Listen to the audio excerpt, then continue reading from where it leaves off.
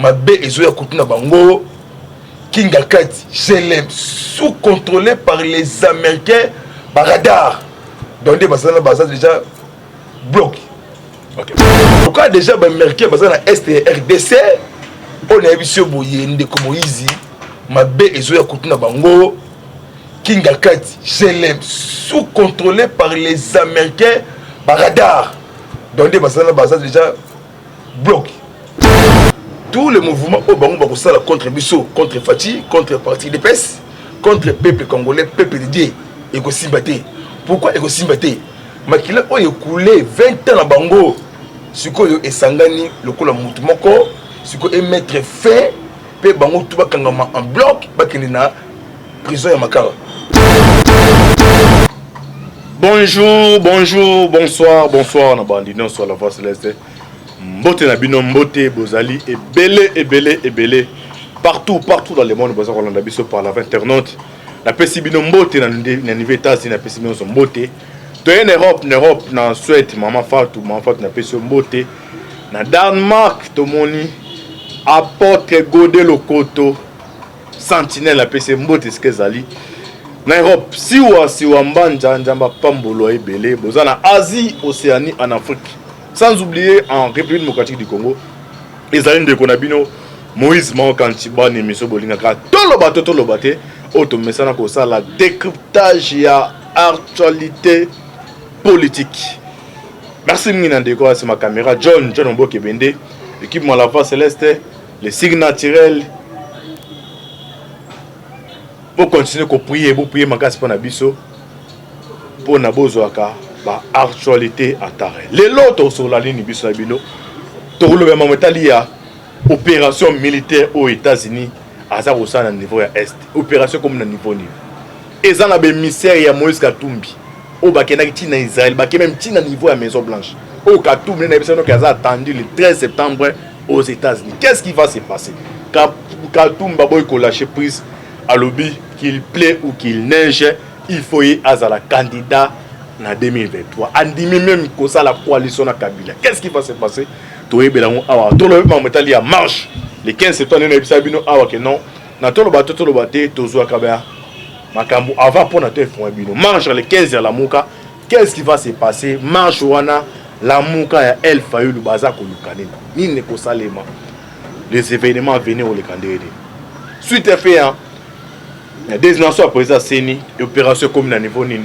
Et ça va siger au toko limbo la awa biso na bino mais lelo antibala za yemongote antibala za eda mupaya au de chebo mais c'est na katia tolo bato so toza na même langage na maboko ebende toza na mwana mama oyo azali monko ya ba communicateur ya parti ya IDPS ne toza ne analyse ya ba point auto tiko numéro A. Mwana mama bonjour ndeko Moïse. Bonne santé ça bien Nangola Zambie. Santé ça bien Angola Nzambe. Opération militaire au Bayaki ya américain na niveau est et comme na niveau ni. Opération ezokende bien na niveau ya est ya RDC toujours la neutralisation ya ba force négative, nettoyage sec, ratissage. Bon, équipe des forces spéciales américaines, bah ça déjà à quelques semaines, ou bah ça déjà à Nakati à Congo, Nabiso, bah travailler la défense, il y a RDC pour remettre fin surtout Italie terrorisme. Au moni mboka Nabiso vraiment pour commissaire Kolon Zambé, moto a dirigé mboka vraiment à Salaki na politique beaucoup Mabé, il a récupéré na ba pays voisins, il a récupéré na ba force négative. États-Unis a dévancé Bango a cité date où il a installé la base naé pour remettre fin à la tuerie où il 20 ans na kati ya Congo. Pour votre information, naibisa bayimboka au bandarabiso na la voie céleste, président Miyake a toujours na service ya mboka na parti IDPS parti où il était 37 ans d'élite. Tout le monde qui était de droit, tout le monde qui est anti-valeur, surtout paix. Et ils allaient qui vraiment mabé na niveau est demandé comme gouverneur Mukemke. Les deux gouverneurs Nord Kivu et Ituri na 15e conseil de ministres Salamaka na Oya par visioconférence na présence il y a chef d'État ministre de la Défense a pris ça qui rapport au niveau il y a Esther parce que déjà va déployer des drones des tactiques où ils ont aussi revolé dans l'espace aérien na biso na superficie il y a Congo Mobimba dans l'espace il y a une heure de temps donc 600 km carrés que soit toutes les informations données et que ça l'analyse directe na Pentagone il y a États-Unis. Deuxième message, il y a Papa Namso Chibé Kabanda, ministre il y a Défense, des avions de reconnaissance militaire, avions de guerre type américain, où ce que je mettre fin. Pour votre information, Ndeko Moïse, surtout qui n'a pas vrai opposant à Kati Mboka Oyo, Badinga qui va dénoncer, Badinga qui va lever l'état de siège, Badinga qui va lever la Kambouya école fictive.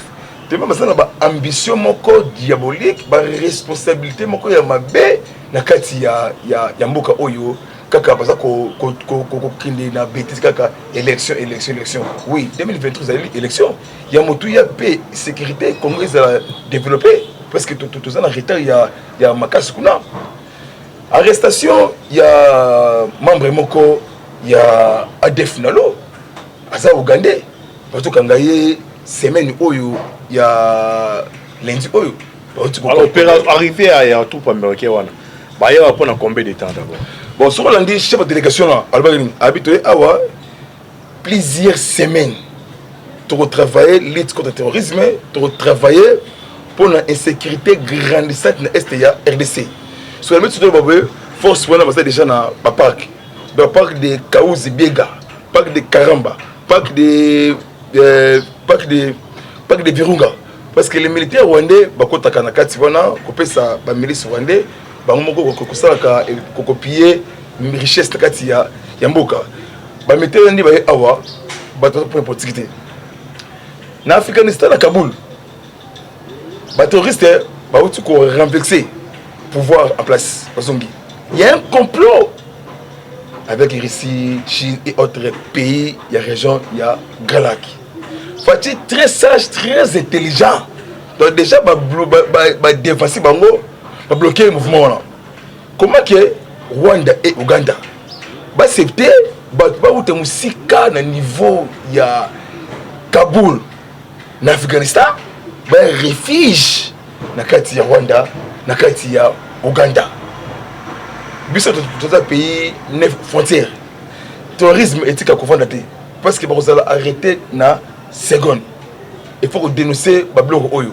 Bato ba linga biso tete facile pourquoi? Bangonde ba ko installer système nilotique, système rwandophone na kati ya mboka na biso. Chef de délégation passe à la déclaration à l'Obinin. Pe awa ko sala musala la défense ya Congo. Olé aloba dans quelques jours toujours y a force et belé o eza muki abi dans quelques heures on a biso boyende ko Moïse na ngambu ya Ipo Borit na ngambu ya Basoyano bazana agitation débandade pour votre information oyo ya Kabila oyo ancien président de l'Assemblée nationale Janine Mabunda a un problème sérieux c'est la gestion de l'Assemblée nationale à l'époque la présidente comme le Cameroun qui est le niveau ya Dubaï parce que ma cambouisée on a vu sur bouillé ba kanga vivement ebelé mutu akobimate mutu akokotate fait sa leçon na bana ya mboka na biso et fait sa leçon na ndi siko awa batu ya FCC ba ko vendre siko ke ba monique politique au bassin de Rwanda o komi awa eza siko ya mabe ngonga Congo ekoki la paix sécurité développement tous les mouvements au bango bakosala contre biso contre Fatih contre parti de PES contre peuple congolais peuple de Dieu ekosimbaté pourquoi ekosimbaté makila o écoulé 20 ans na bango sikoyo esangani lokola mutu moko siko e mettre fin pe bango tout bakangama en bloc bakende na prison ya Makala. OK, merci wana et ça la première d'abord étape mametali ya ba soda américain militaire américain Maurice à niveau ya est alors to continuer dossier ya politique Lamuka El Fayulu a organisé, a proclamé marche le 15 septembre. Marche au Babou, on a lobby que non, Tshisekedi, un d'abord sur le glissement, les deux déjà, a senior pour a triché en 2023. Bassin na population babima. Côté na bino IDPS, vous avez que non donné chance. Merci Ndeko Antibal Maoka Moïse. IDPS a été 37 ans d'élite. Nos positions, nos pouvoirs déjà 2 ans, ça fait 39 ans. Tous ans stratégique, surtout il y a combat. Il y a Kolala, il y a Kozimele, il y a l'issue du Kolo, il y a l'issue. Mouzitou et Fayoul, les 2 petits bonhommes Tinté et Milo, Bazako s'est distrait opinion congolaise. Pourquoi? Parce que Bazako était préparé, c'est politique. Bazako préparé pour aller aux élections. Responsable, il y a glissement, c'est clair. Catholique. Et c'est. Mais bon, je vais dénoncer. Donc, Malembe de Moïse, vous avez rappelé, il y a Mayel Makasi, il y a États politique Yamboka Congo. Parce que Ndeko Fayoul, oui, Ndeko Fayoul, Azan a argumenté sur politique. En plus, a préparé pour une élection. Mais IDPS, déjà, parti, déjà, pour redynamiser parti, Congo central, Bandundu. Nous avons préparé chaque jour au Monakanga Miyaki. Nous avons qui de Kogili, beaucoup la pasteur. Nous avons vraiment à Pambolaye, à Batelaye. Il y a Mobembo et ça va bien. Nous avons qui na parlement la lumière na Bokasa Kuna. Nous avons chaque jour le bagaton on a déjà campagne pour Bayangona. Ils ont déjà que ça la campagne pour la 2023, députation il y a 2023. Ce que IDPS a une base solide, au Bayebi Koloba. On va expliquer, on va convaincre la population si il va engager de l'air. Élection pour parce que comment que SCC catholique 5 ans et quand même donation Abbé Cholet. La désignation président Yasseni. Les 6 confessions, conformément à la charte, il y a une confession religieuse. Obabe Misaki, Denis Kadima. Oya wutina IDPST, oya wutina Bakimbangi Seigneur surtout pour qui Denis Kadima. Le coup la base manipulé un individu. Comment pour détruire notre pays? Comment pour donner les minéraux du sang du peuple congolais? Il est temps pour nous, les Bantous, l'air a sonné. Congolais surtout, il y a père et de mère, pour nous mort. Mais les 15 ans, ils ont sabinoté. Pour votre information, avant les 15, le problème c'est quoi? Basango bakosi batu mingi. Pourquoi au moins les 15 wana marche wana peuple oyo solo à mon que les deux oyo basa aventurier fallait les aller pour Yandindi dans la meilleure état rassemblement à Kokayangote. Bayebaka leader de masse na mouvement chaque tongo. Pourquoi? Même ngami ya que chaque tongo ça la parade hein pour ça la parade nangai matinée politique chaque tongo de lundi à samedi plus de 1000 personnes chaque jour et ça déjà plus de 7 10 15 partis politiques parce qu'on trompe opinion parce qu'on distrait la population congolaise.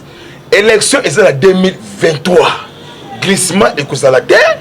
Les opposants, Bemba Gombo Jean-Pierre, Soriano, Danyano, Nissim, Jif, Greg, Zambien.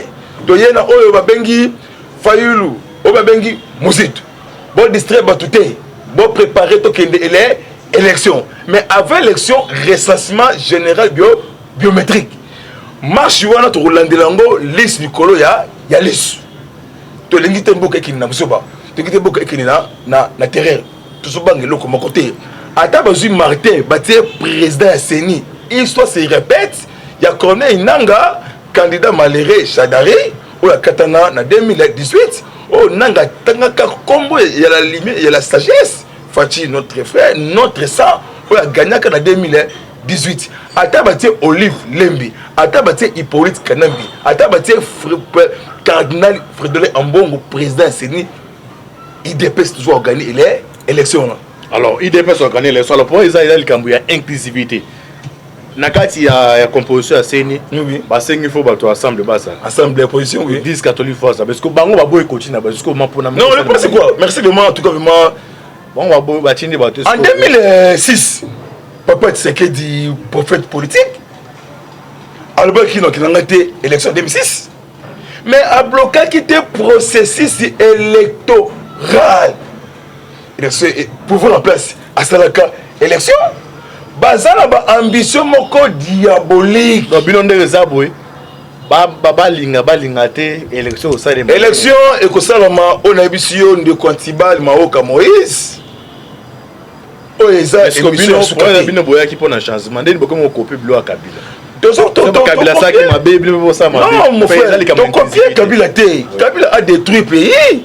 Kabila a laissé les gens piller, ressources, coopérer avec les pays voisins. Rwanda a commis premier dans matière d'abisso. Côté Dan Getler, avoir mis na iranium, ya chicolo, bois rouge, bois noir. Ils allaient et belé. Fati pour fataliser la nation. Fati pour fataliser le peuple africain et la population congolaise, bantou congolais.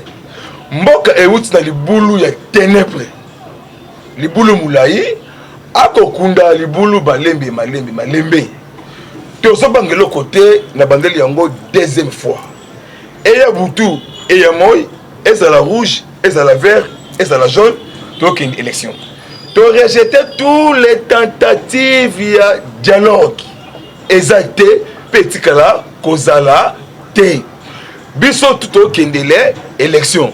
Ceux qui muzitu na fayoul bazalaka ba vrai opposé à solo il faut pas le belarape makambu ya état de siège il faut le belarape makambu ebele ya mboka makambu ya détournement makambu ya atout ma tubona o ça déjà auditionné depuis lobby na Gilles Alingete Otebengié inspecteur d'Eric français wana et puis à l'époque donc les bazar on a surveillé pourquoi babanga élection on a vu bah il y a dit que 2023 donc on majorité parlementaire bah moi c'est quoi yo bah on a un discours d'abord il y a bisa peuple congolais gouvernement il y a biso sur 500 députés tokozwa 490 oui tu vois bakabola bah il y a dit que il est machine politique. Alors moi on supposait que non le 15 la Mouka va réussir à mobiliser bateau.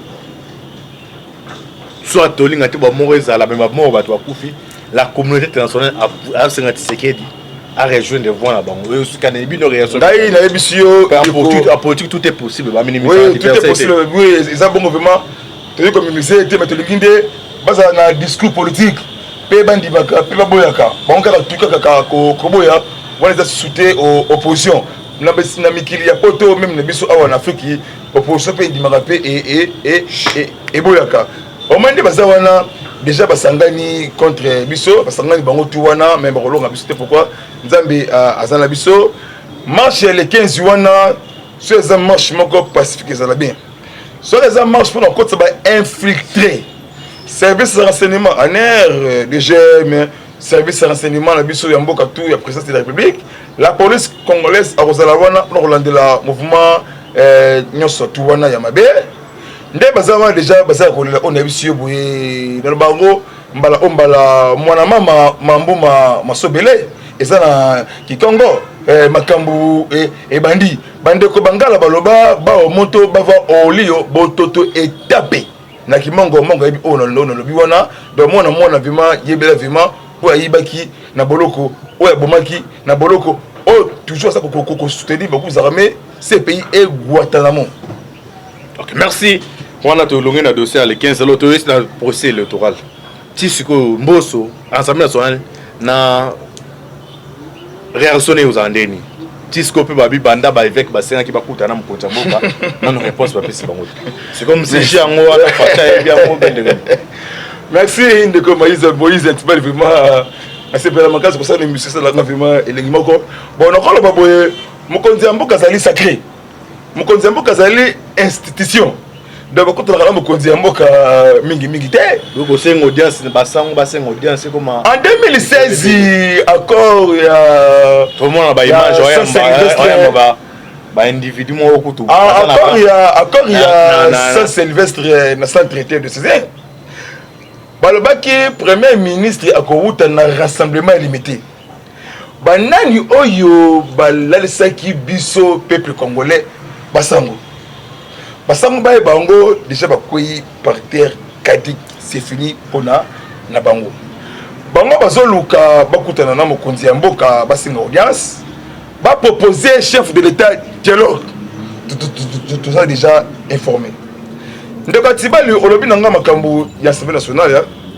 c'est la première fois dans l'histoire de la République démocratique du Congo tozwa président de l'Assemblée nationale oza même moral na ba parlementaire debout IDPS oza même moral na chef de l'État oza même moral pour l'intérêt du peuple congolais intérêt IDPS non na bi peuple congolais parce que biso toza même moral biso parlementaire pourquoi tu as même moral te moni que makambo qui est bien tout le monde qui est intérêt au peuple congolais parce que tout le monde qui est peuple congolais il est tout le monde qui est s'enrichir tout le monde qui est peuple congolais à se retrouver c'est ça tout le monde qui mboso kodia alobaki yango mukolo bako valider destination président ya Seni likolo na se jamais éco tout an o likolo oyo c'est conformément à la charte de la confession religieuse, c'est clair. Démocratie, c'est la loi de la majorité. Côté 6, côté bazadé. Ce que nous avons la majorité 6. Lobby pasteur Israël Dodo Kamba. On a le bac dans le parlement Dodo ya Bakamba. A lobby yango majorité déjà ba yebi yango. Bozo Luka nini tokozonga simate tozela ba invalider Denis Kadima wuti na bakimbangiste mbala liboso papa na biso chef spirituel ya Kamba basangani bapesi Denis Kadima bolongo la jalousie bolongo la haine bolongo la tribalisme mois de septembre tout oui que ça manger de l'air on a vu ça manger ma bêche tout ba piemboka o basali ba crime de guerre crime contre l'humanité Nanda qui est ancien ministre de la justice. Papa n'a vu ce nous bandi. Allez lire pour la matérialisation, installation, tribunal international, TPI RDC. C'est un rapport de mapping. Makambo Este, Eza Awa. Tu vas piloter en gros. Ce qui va candidat Bango, la FCO peut continuer seconde, Pelibella. Mais comme il a des bandades, comme il a négocié, c'est on a émission. Il y a dit que Makambasala qui a fait ce quota, comme il a tablé, Bakobundi sa fatigue, pourquoi Bakobundi sa peuple, pourquoi le 23 juin 2019, action de grâce, dans le stade de Martyr, Mokonzi Mboka, Pesaki, Mboka, Oipa, Kolon Zambé. Banganga ya Nzambe, Bazoki acte, le Kolo Indimaki. Le collègue d'IBC endémie à Yango. Peuple congolais a souffert mingi. Dans la biso et coquille. Paix, sécurité, social, développement. Le cas déjà américain basé dans l'Est et RDC, on a vu ce boyende comme Moïse, Mabé et Zoya Koutuna Bango, Kinga Kati, Chelem, sous contrôlé par les Américains par radar. Donc des basés déjà bloqués. Ok, merci mon maman. Bah ça déjà bloc to qu'on dit toujours tout ça le mon maman en émission. Tout le bateau autour ça décryptage et actualité politique commentaire moqué pour na pas policier ou bon chez bien au bateau je suis Doudou Ilunga. Oui, Doudou Ilunga arrestation Ilunga Denis depuis mardi il y a le 24 août. Arrestation il y a un procès que aux autres en face et tous les bateaux va impliqués ba kima nous sommes maintenant aux arrêts. Balobakango mabe oyo sali avec fomona yango. Omoni Hippolyte Kanambe ya bakazemberembe toile papa Etienne alobaki yango mwana oyo boteli biso awa bisika wuti toyebi ete aza danger mpona biso na bino aza danger mondial biso kutu tokosouffrir mais bino nde bokosibir yango oyo esalami monde comme le terrorisme. Doudou Ilunga, arrestation le 24 août, mardi. Transféré déjà dans la province Kinshasa, direction Ndolo. Attendu na ba comme un avion. Alors bien en gros, dans une mission de Floribert Chebea et Fidel Bazana. John Numbi. Bientôt s'arrêter au sur John Numbi. Parce que auditeur général, il y a inspection générale, il y a pharmacie. Déjà à déclencher. Voilà de la John Numbi. Il faut arrêter. Batu o mabe basali bako bougete. O bakanga Christophe Ngoi kenga. Azana ndolo basali ebele. Tozu Zelwa Alliance Jadija. Zelwa Katanga Alliance Jadija. Azana ndolo. O bakangi comme sur 4e azana ndolo. Il peut être que nambe na ebisi ba imboka ipo ya ba ipo. Il peut comme il trembler. Makambeli pipi lidanga ingazé ba te sortir le colo. Bravo na armée loyaliste et FARDC parce qu'il y a déjà armée et biso ora c'est menu oyo na sidi kifa ba outi qu'on récupérer plusieurs bastions. Ouais kamba ki na ba milice ya Michel Rukunda makanika na ba équipement ya militaire o bazui ba milition ba arme tout oyo ba zuwana donc est comme contrôler vraiment ya makasi na mboko ya armée moi mike ka wana ka comité rosala neutraliser parce que le Kozamboka a nommé déjà coordonnateur national programme ya PNDDRSSC Tamboué Tommy Tamboué où il ko mettre fin plus de 600 milices il y a ba membre Maïmaï au ba ko se rendre au jour pour que na reçu que ça et là on a biso boyé bravo na papa le boya Kachamajon gouverneur mettre ya Ituri bravo na papa Costa Ndima gouverneur mettre ya Nord Kivu ce que parce que là-bas entreprise aux na Ituri Nord Kivu entreprise publique parce qu'on fournir ba élément ya armée na ba force négative na ba ration couper ça bango ndeko tibali tokozonga awa papa Etienne Bamboulou malobaki boye nzeto mataki ya mwana okokita mais c'était ba kati yango mutu okokita il faut subir conséquences États-Unis dobi balobini bako liketa ta jour moko djihadiste azwa espace na Congo makambezo ya kuna na Uganda ba uti kutake ambassade ya pardon na Dar es Salaam Tanzanie ba take ambassade ya France plus de 4 morts au Sami Lobby à 12 heures au niveau de Dar es Salaam ba pays voisin mami Evariste Ndaye chimie Burundi wana baza complicité contre tout alanda linga bangote baza bantoki coalition rwandophone les militaires rwandais les FD les rebelles burundais FNL burundais mais c'est na combo Red Tabara burundais a que prier mouvement wana mais bazu frappe aérienne ouragan ezoya esamaka na Haïti ezamukia awande mais bata Kabila Mobutu maki malembe azu avion kei bango atako somba ta babouche oyo ya 1200 francs na ma boutique ba kosomba ngote parce que mabe ezoya makasi contre na bango. OK, merci ta combinaison dans ce émission na biso émission bolinara to lo bato to yambaki mwana mama autre ça qui décryptage ya art sur été mwana mama émission et Sili monde de la fin numéro de téléphone c'est comme ça. Merci vraiment.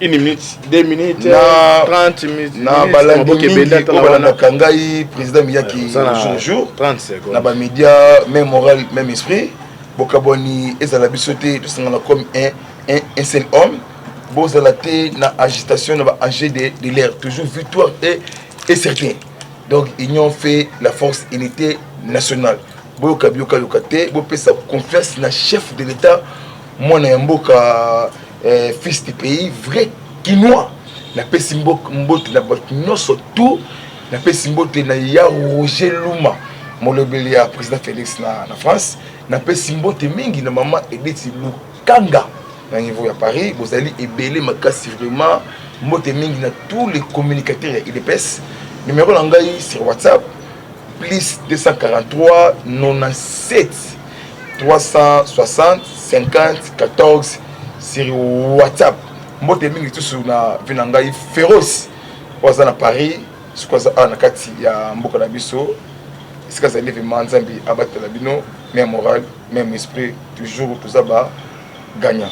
OK, merci de comme na suka émission na biso émission boningaka to na bato to maki mwana mama to ça décryptage berembe toi les papa Etienne alobaki yango mwana oyo boteli biso awa bisika wuti to yebiete aza danger pour na biso na bino aza danger mondial biso kutu to souffrir mais bino nde boko subir yango yo esalami monde comme le terrorisme. Doudou Ilunga, arrestation le 24 août, mardi. Transféré déjà dans la province Kinshasa, direction Ndolo. Attendu na ba comme un avion. Alors bien en gros, dans une mission de Floribert Chebea et Fidel Bazana. John Numbi. Bientôt s'arrêter au sur John Numbi. Parce que auditeur général, il y a inspection.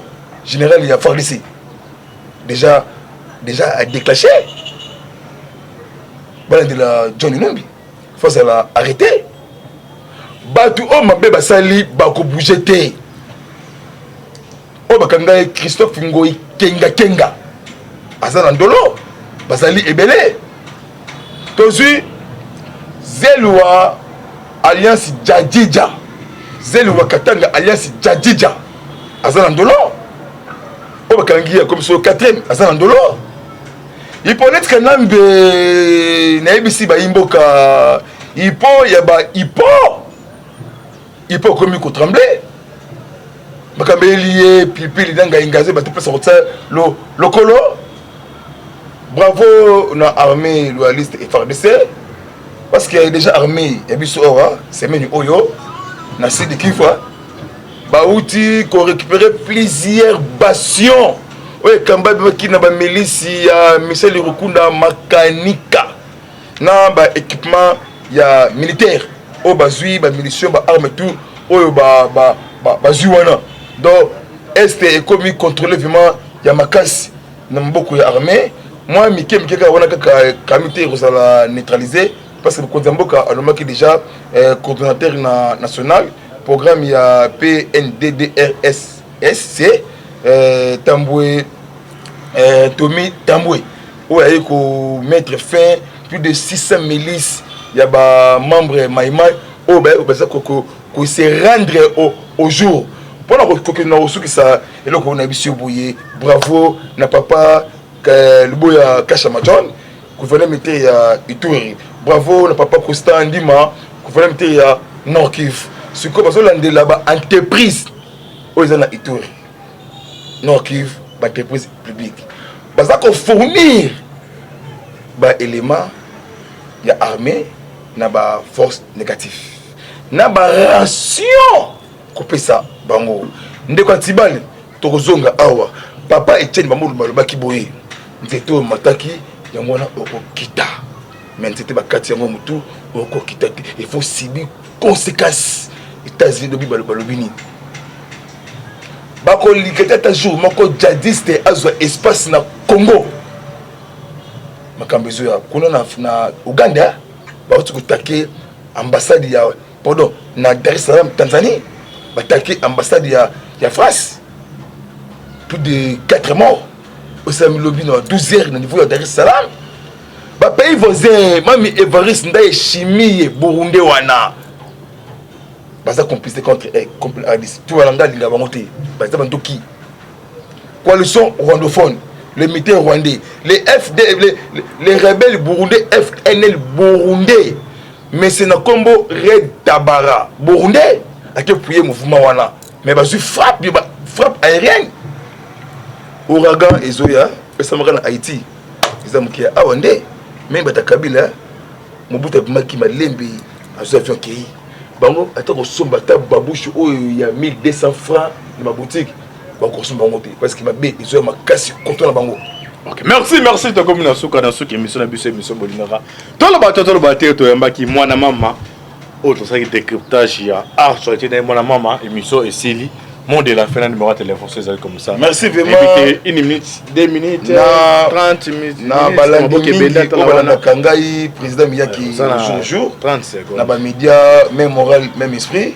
Bokaboni ezala bisoté de sangana comme un seul homme. Bozalate na agitation na enjeu de l'air toujours victoire et certain. Donc ils ont fait la force unité nationale. Boyoka bioka yokate, bo pesa confiance na chef de l'État, mwana yamboka fils du pays vrai quinois. Na pesi mbote na batu nyonso tout, na pesi mbote na ya Roger Luma, molobeli ya président Félix na France, na pesi mbote mingi na maman Edith Lukanga.